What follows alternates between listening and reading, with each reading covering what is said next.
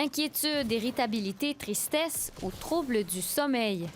La chose la plus dure, c'est quand tu deviens plate et quand quelque chose devient plate et tu dois trouver quelque chose de nouveau. Sans mes amis, je fais rien. Il n'y a rien à faire. Le quotidien chamboulé des enfants et des jeunes a des effets sur leur santé mentale. En commençant, c'était amusant, mais après ça, c'était comme tu étais toute seule et ça devenait plus dur. Plusieurs parents remarquent d'ailleurs que l'humeur générale de leurs jeunes se détériore. Ma fille, elle aime de socialiser, alors ça, c'est dur pour elle. Et mon plus grand, lui, je pense pas qu'il aimait l'école avant, il trouvait ça plate. Puis maintenant, même s'il trouvait ça plate, puis il voulait comme éviter l'école autant possible, maintenant que c'est arrêté, ça le manque. Et pour les enfants qui ont des besoins particuliers, le confinement peut être difficile. Mon plus jeune, lui, il est sensitif aux stimuli, puis il est oppositionnel. Il n'est pas autiste diagnostiqué parce qu'il ne coche pas tous les boîtes. Mais lui, il aime son horaire.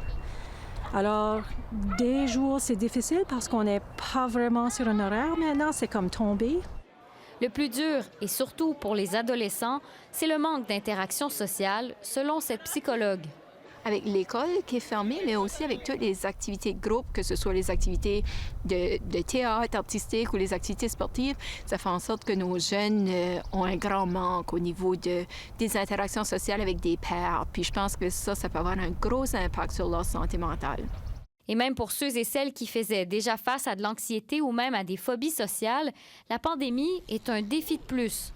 On enlève la capacité d'exposition, puis là, on donne plein de situations où l'enfant peut éviter justement qu'est-ce qui l'angoissait auparavant.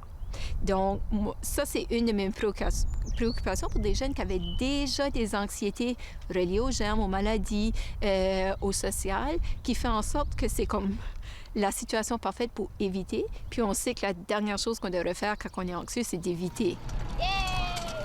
La psychologue recommande aux parents d'être attentifs à leurs jeunes, de les écouter et de ne pas hésiter à consulter un professionnel. Et peut-être même de faire preuve d'un peu d'imagination pour traverser cette période atypique. C'est comme être sur ton île personnelle juste à toi. Il n'y a personne d'autre sur cette île. Et c'est une expérience que tu peux seulement vivre comme une fois dans ta vie. Ça. Ici Rose Saint-Pierre, Radio-Canada, Moncton.